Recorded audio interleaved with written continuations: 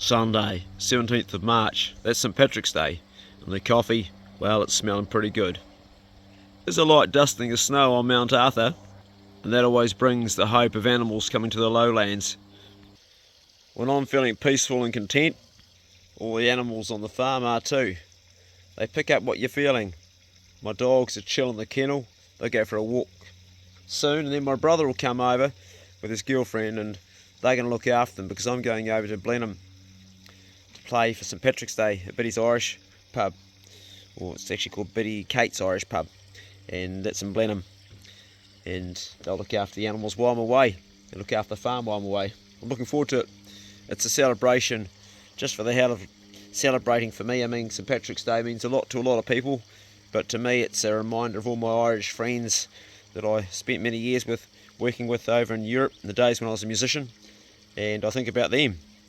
But to you it might mean something completely different. It's a good chance to be a bit Irish on the day, act something out you might not be quite, but just enjoy it and have some fun, which is celebrating life. These far off hills in the distance are my hunting grounds. I've taken many a young fella up there for a hunt. Jody's got a couple of boars up there with me one time, Spencer. Oh, the list goes on and on for the amount of young men that have gone to those hills and caught animals. Some of that land's private and some of it's Department of Conservation that we can hunt. And being St Patrick's Day, well, that means that the weather is generally cool enough to start running the dogs in the native as well. Those hills up the back there, my mate Simon and I have gone hunting and taken pigs. High Peak, where my mate Ray Woody lives, and we pan across here, we go to Mount Campbell, and I've hunted up there too. A lot of goats as well as pigs up there, and deer running around. And then we move over to the Pearce and the Batten Valley, Sugarloaf, Pearson Valley over there. Then we get around to Mount Arthur, of course, which is got the tablelands behind it, and if you're keen to go up there you can get yourself a deer, pig. Very high up you get the odd boar. Anyway, brothers and the occasional sister joining us today on the Broadcheck Club, I hope this one finds you well. I'm just going to show you the log cabin before I let my dogs out and run them. They're going to get a big run today with me this morning. They normally get 3 a day, but they'll be missing out on their lunch hour one because my brother won't be turning up till later on. Tristan, he'll be coming down to run them, and he'll be staying here the night looking after the place. Just keeping eyes on it while I'm away. And Daniel's been staying with me for 2 weeks. I've been cooking him a feed every night. He's been staying in there. You can see where he's been hanging his clothes up, little fuddy. And I want to show you my dream log cabin that we're building, and he has just done an exceptional job, this guy. I'll show you where we're at so far, get an idea what it's going to look like. Pretty awesome, eh? Pretty awesome. You can see how he's perfectly scribed the corners and for each log. There's actually alpaca wool jammed up in between each one. I was going to paint sickens on the outside and also on the inside, but one of my patrons told me that it's toxic and I shouldn't put it on the inside, so I'll think of something else now. That's where the fireplace will be. This log will be cut right through and there'll be a pot belly in there. There'll be a doorway cut in here, right through there, and then my toilet will be out the back. This will be the front door, it'll be cut down about here still. And upstairs there'll be a mezzanine floor that comes right out to about here, about 2 metres out. There'll be a deck here and a mezzanine floor above it, and that's where my bed will be. And that's my view, straight across at Mount Arthur. And these mountains here to the south, Starville, Ben Nevis, and inwards where I hunt pigs and deer. Beautiful, beautiful view. And that's my paddock right down in front to the road. So I don't have any neighbours really as such. And I've got a beautiful view.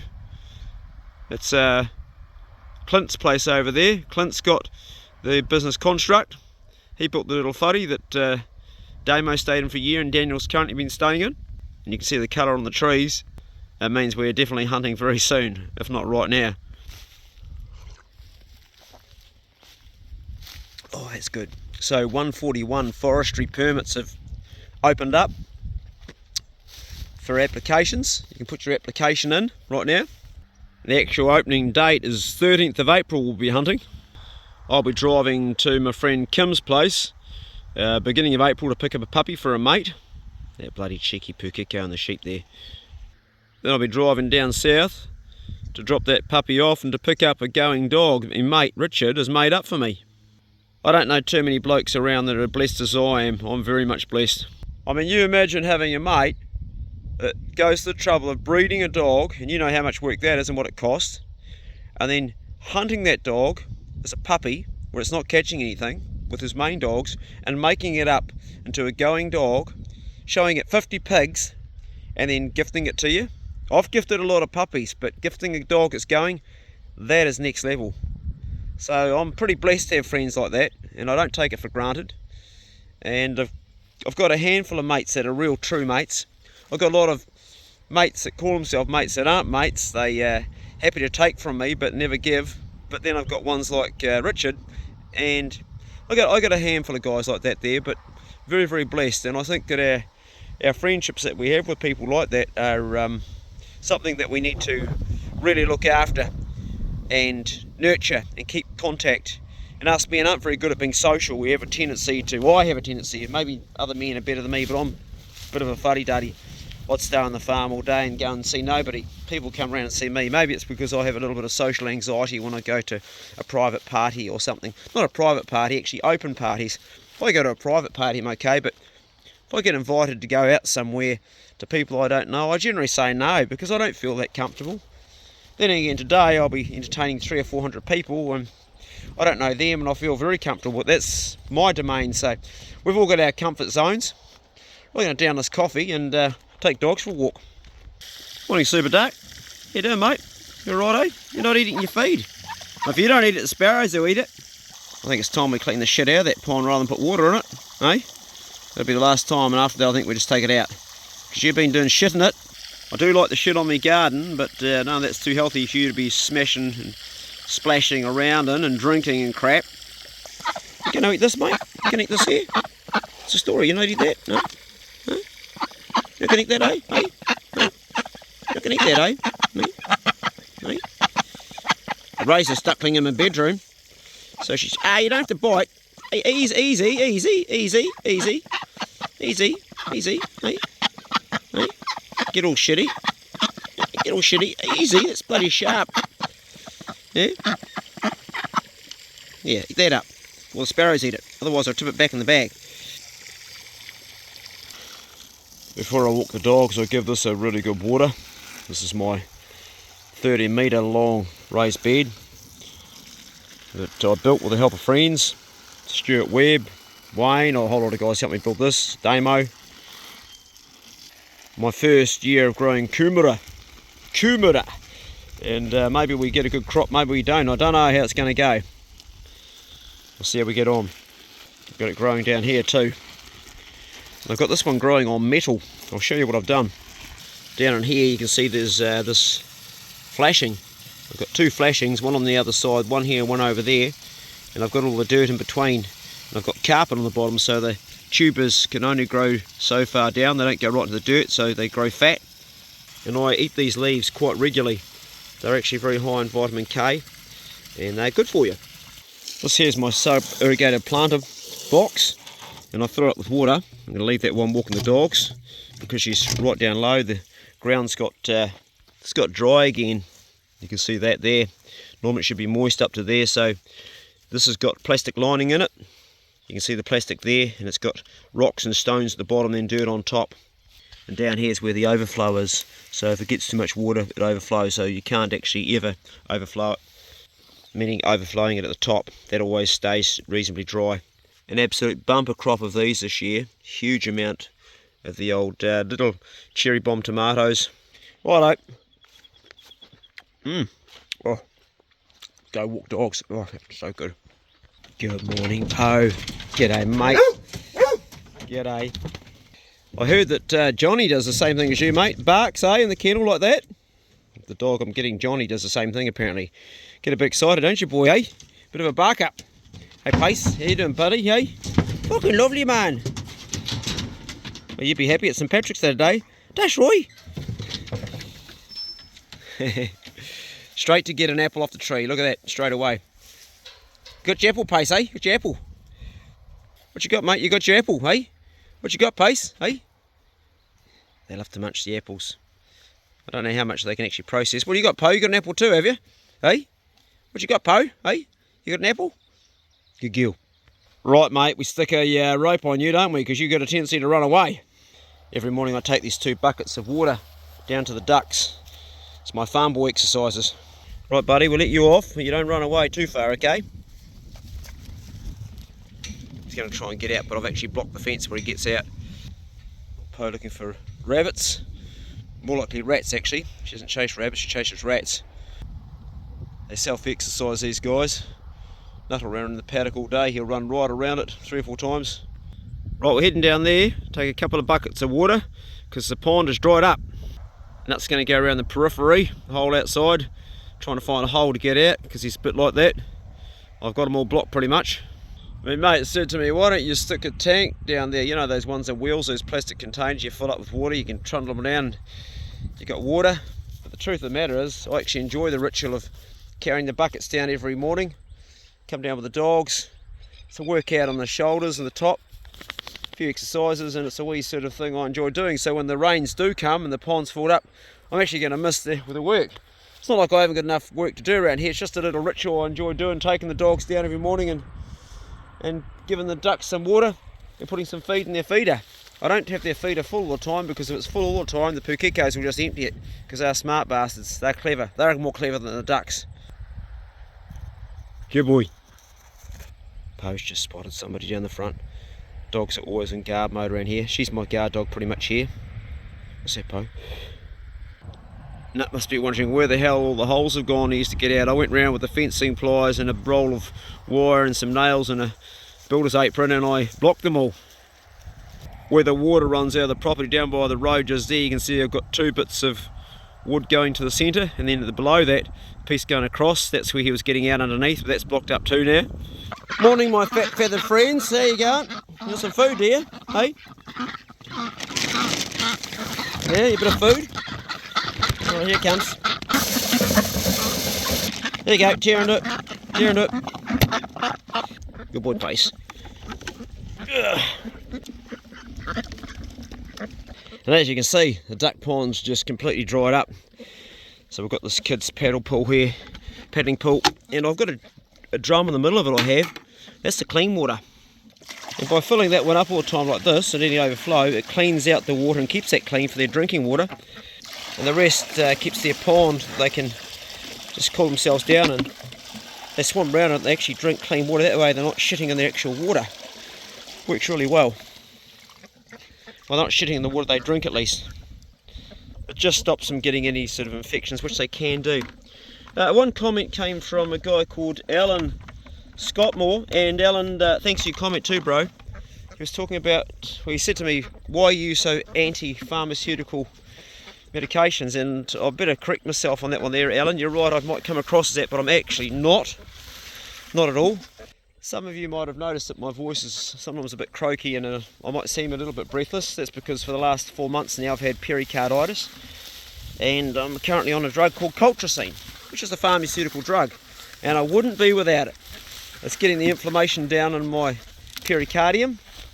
Pericarditis is something you can get from a virus, although there's an unprecedented amount of particularly young people getting it right now, including my own niece, that have got it from the COVID so-called vaccine, which is not a true vaccine. Of course, it's not actually a protein-based vaccine. It's actually made from mRNA, which is a whole different genetic thing, which is not what a traditional vaccine is. And I'm for vaccines 100%, just not that particular one, because, well, not for everybody. Let's just say maybe for the older people. My parents had it, and good for them, because probably saved them from getting very, very sick.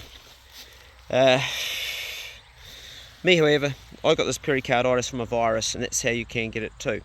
I got a cold, seemed like a cold, a bit of a flu, 24 hours, and then went away, but the old heart got this pain, which has been there and pretty bad, to the point that I thought I was going to bloody well go to hospital at one stage.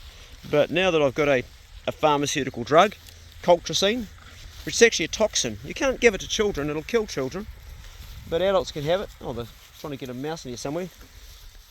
Be one somewhere. tail's wagging. Excuse me. There's been mice around here they've been trying to get for days. But yeah, it's a toxin which is actually originally for gout. And you can only take it as an adult for 12 days because it is toxic. And God, I can feel that. It makes me feel nauseous. But it definitely fixes up the old heart around the sac where the inflammation is. So that's where I'm not against pharmaceutical drugs. What I'm against is treating everything with a pharmaceutical drug before you've actually got rid of the causation of what's making you sick. So if you've got diabetes type 2 as an example, that's a good example, and diabetes type 2 is probably one of the worst things you could have because you can sort of function on a day-to-day basis, but it's a prerequisite for every disease you can think of. Pancreatic cancer, which is pretty much a death sentence unless you get it straight away. Most heart disease, coronary artery disease, Alzheimer's, cancer even. There's just so many things that if you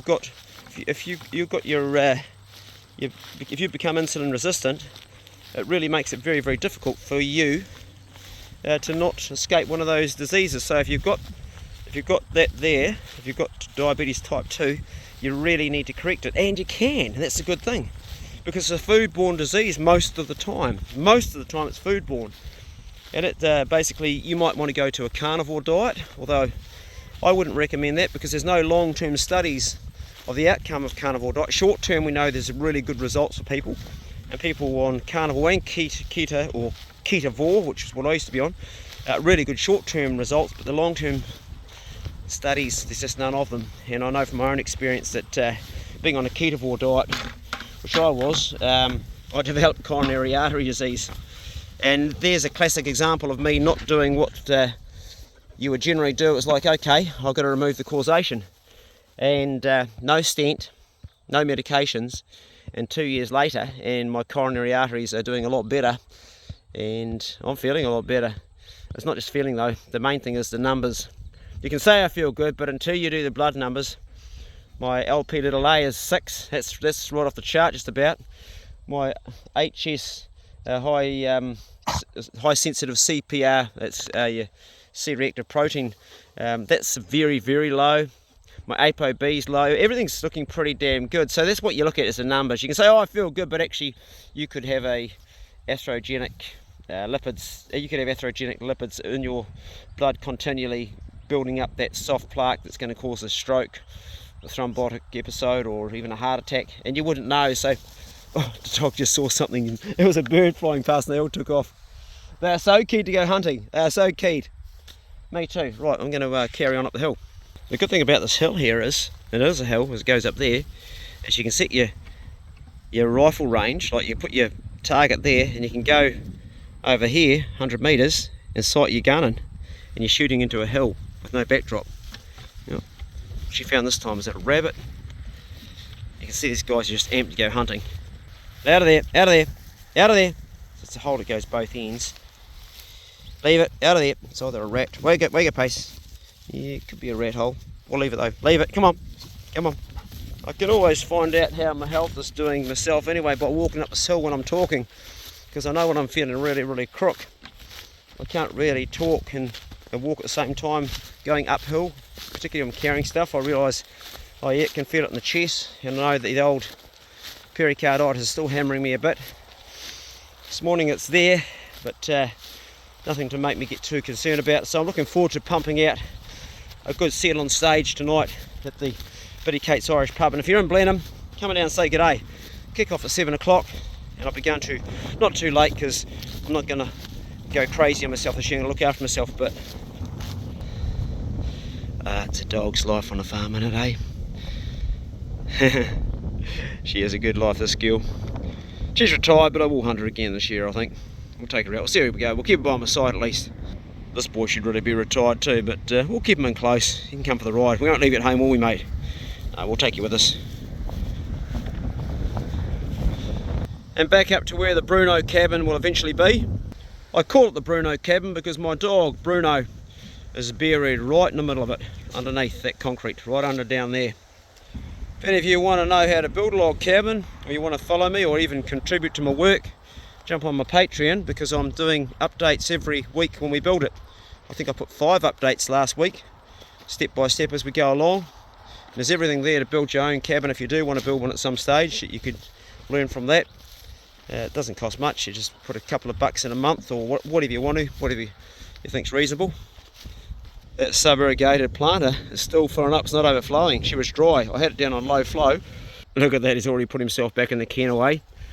You're looking forward to your feed, are you, mate? Put yourself back in there. There's a good boy, aren't you? Good dog. That's the dog taker I feed my dogs. Possy Yum. Although some people say it's pronounced Poss Yum. I'm not sure. Maybe it is Poss Yum. I say Possy Yum, but I think Poss Yum's probably better. This one's got bird shit on it. Yeah, Poss Yum. Yeah, it would have another Y if it was Possy Yum, wouldn't it? Be Possy Yum. So, yeah, no, I think I said it wrong. I've been saying it wrong for the last 12 years. Poss Yum. Okay, we'll call it that then. You put yourself back in your box too, Po, did you? There you go, mate. There you go, Pace. Hey, big fella. There we go. Good boy. He's a gentle eater. You need to chop it up if you've got dogs that are scoffers. None of my dogs are scoffers. So he's pretty slow. Although I stand watching him, he tends to be a bit faster. I think he thinks I'm going to eat it. It's okay, mate. I'm not going to eat it. He bites chunks off and then he eats those chunks. So he's a good eater. I got a thing on my Facebook feed. My Facebook feed yesterday of these dogs tied up with their muzzles tied up in these bags. They've been stolen from pets, owners and stray dogs, and they were going to market to be killed. I don't have any problem with somebody if they want to eat dog meat. I mean, it's not my bag, and I love dogs, and I would never do it myself unless I was starving. But what I do have a problem with is the way that the animals are treated prior to being made into meat. And these countries that do this, and they treat dogs so inhumanely, like tying their muzzles up, and they transport them in these trucks for a long time, and then they get them there, and then the way they kill them, I'm not even going to talk about that, but yeah, it just doesn't sit well in my gut at all, that one. And it's horrible. Human beings, eh? What are you going to do? Yeah. I guess some people look at the way we go and hunt pigs and say the same thing. And I think it's about intent.